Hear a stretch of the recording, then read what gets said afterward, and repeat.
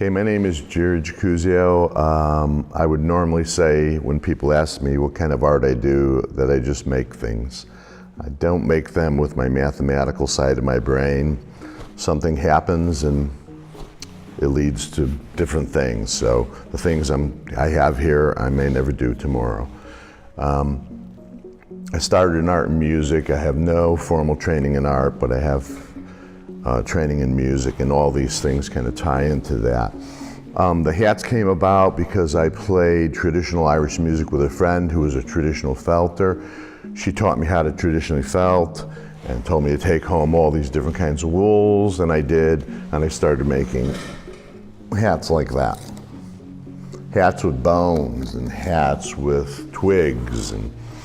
And as I had cancer and I felt I'd lost my magic, I felt ruined, I was at the hospital. I went to the cancer boutique and saw knitted hats, and it occurred to me that there were many women who felt gutted and broken and no longer enchanted and had no hair, and I thought, these are the hats. These are the hats that are magical.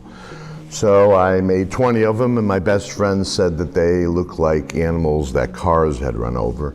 But all 20 found a home in that cancer boutique, so I knew that the magic was real, and I continued to do that, and I still do. So these are some of them.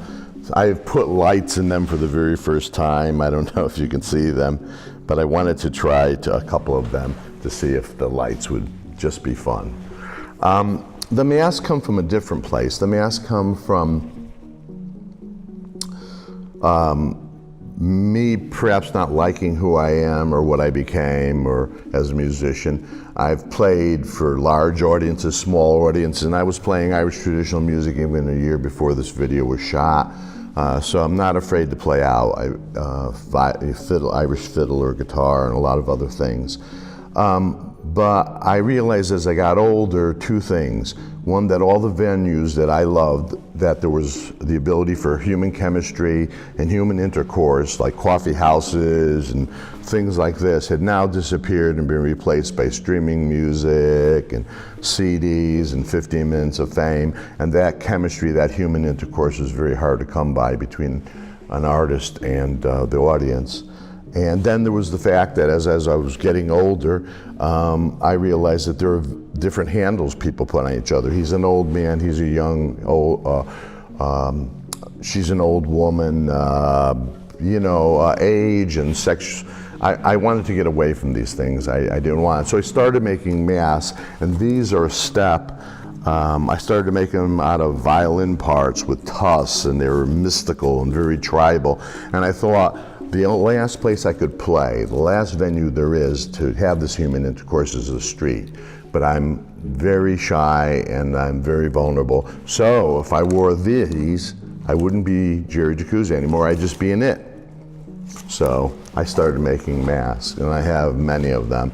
And so this is a step to my final art project, and that is to play on the streets of some city. And when I saw the fish factory, I realized that this was very much tied to this village. It was a very real thing. And I love water, and I love fish, aquatic life. So I made fish masks, which I hope to perform in maybe in some fish market in Asia. All my masks have angelic writing, and these come from the Dr. John Dee, who was Queen Elizabeth's astrologer, a very learned man of his time, who thought the only way you could learn more was to talk to the angels. So I use those. I use those in all my masks.